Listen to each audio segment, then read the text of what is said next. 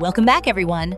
Today, we're diving into a hidden gem just outside of Athens, a place that feels like stepping into a storybook.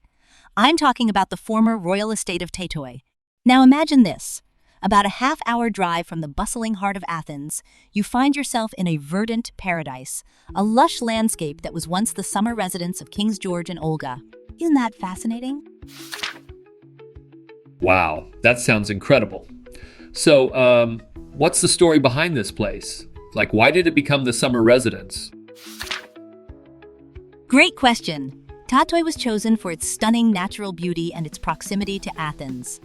It spans a whopping 42,000 acres of forest, which is just mind-blowing, right? Picture this, the former Greek kings walking through these lush meadows, surrounded by nature. It's like something out of a movie. Oh, totally. I can just imagine them having picnics or something. Do you think they had like royal barbecues?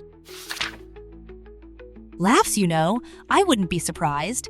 They probably had some extravagant feasts. But beyond the picnics, Tatoi became the permanent residence of the royal family in 1948. It was a place of refuge, a retreat from the political turmoil of the time.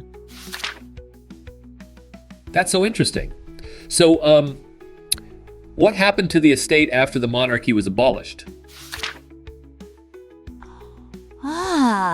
That's where it gets even more intriguing.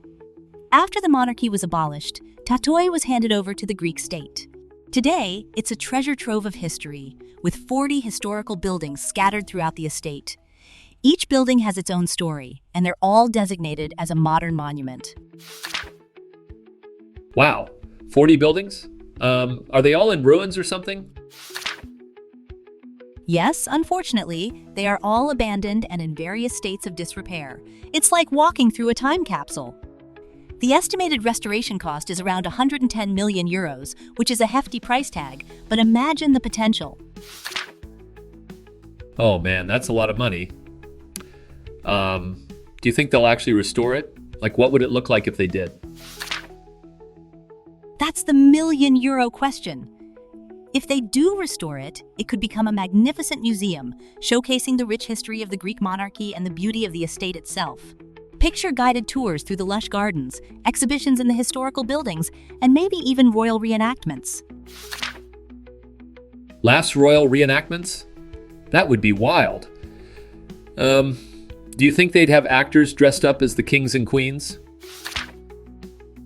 Absolutely! It could be a fantastic way to engage visitors.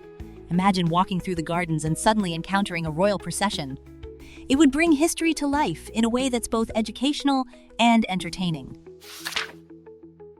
That sounds amazing. I wonder if they'd have like a royal petting zoo or something?